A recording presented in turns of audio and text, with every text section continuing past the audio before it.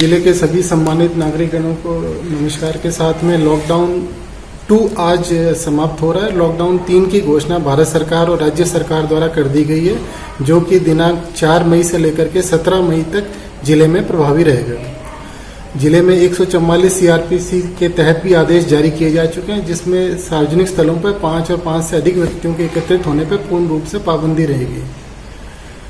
Lockdown 3 जो कल से लागू हो रहा है, उसमें जो महत्वपूर्ण बातें हैं मैं आप लोगों को स्पष्ट करना चाहूँगा। नंबर 1 जो व्यक्तियों के लोगों के घरों से बाहर निकलने और आवागमन से संबंधित है, उसमें स्पष्ट किया जाता है कि शाम में 7 बजे से लेकर के सवेरे 7 बजे तक सभी नॉन एसेंशियल एक्टिविटीज के लिए आवागमन पूर्ण रूप से प्रतिबंधित रहेगा। दिन के समय में बिना पास के लिए लोग आवागमन कर सकते हैं, पर मेरा ये एडवाइस रहेगा कि चूंकि जिले में अभी करीब अपने शहर में 4 क्षेत्रों में थाना क्षेत्रों में कर्फ्यू लगा हुआ है, तो अति आवश्यक कार्यों के लिए ही बाहर निकलें। जो व्हीकल्स का यूज कर सकते हैं वो इस प्रकार से 2 व्हीलर पर 1 सवारी अनुमति की जा रही है और 4 व्हीलर पर ड्राइवर के साथ में 2 सवारी अनुमति की जा रही है। इसके अलावा कोई अगर इसमें कोई वेरिएशन या वायलेशन कोई व्यक्ति करेगा तो उसके खिलाफ में प्रभावी कार्रवाई की जाएगी।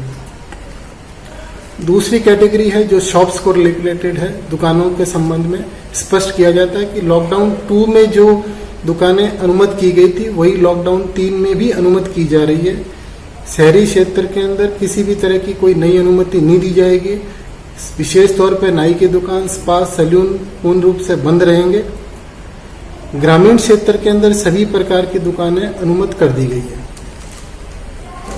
कंस्ट्रक्शन रिलेटेड एक्टिविटीज शहरी क्षेत्र के अंदर लॉकडाउन 2 में जो कंस्ट्रक्शन एक्टिविटीज अनुमति की गई थी, उसके अलावा कोई नई अनुमति नहीं दी जा रही है। ग्रामीण क्षेत्र के अंदर सभी प्रकार की कंस्ट्रक्शन संबंधी गतिविधियां की जा सकती है बिना अनुमति के भी, वो सभी पूर्णतः अलाउड है।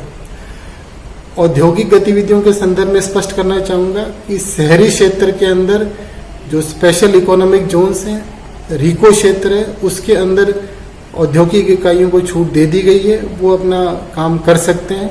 और साथ ही साथ पैकेजिंग इंडस्ट्री, उत्पादन इकाइयां, संबंधी इकाइयां, वो भी पूर्ण रूप से अनुमति कर दी गई है।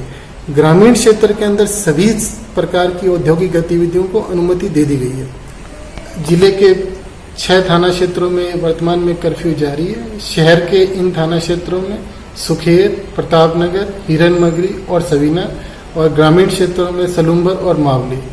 इन क्षेत्रों में जहां 144 लागू किया गया है, कर्फ्यू घोषित कर दिया गया है, उन क्षेत्रों में किसी भी प्रकार की अनुमति नहीं दी जा रही है। अति आवश्यक कार्यों पर पास के साथ ही वो कार्रवाई की जा सकती है। कार्यालयों से संबंध में स्पष्ट करना चाहूंगा, भारत सरकार के और राज्य सरकार के सभी कार्यालय कल से ओपन खुल सकेंगे, जिसमें जो गाइडलाइंस दी गई है राज्य सरकार और भारत सरकार द्वारा, उन कार्यालयों में उन गाइडलाइंस को फॉलो करना पड़ेगा। और जो निजी क्षेत्र के कार्यालय हैं वो 33% वर्कफोर्स के साथ में काम करेंगे। उनका जो शेष बचा हुआ वर्कफोर्स है वो वर्क फ्रॉम होम की स्थिति में रहेगा।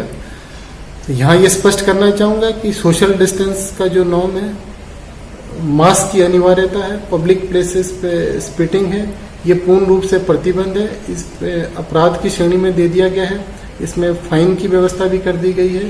तो इस तरह के अपराध करने से बचें। और लॉकडाउन 1 और 2 में जिस प्रकार से जनता ने धैर्य और सहयोग का परिचय देकर के उसको सफल बनाया है, लॉकडाउन 3 में भी उसी प्रकार की अपने को सहयोग की आवश्यकता रहेगी। लॉकडाउन 3 भी पूरी सख्ती के साथ एनफोर्स किया जाएगा ताकि जिले को कोरोना के संक्रमण से बचाया जा सके। जय हिंद।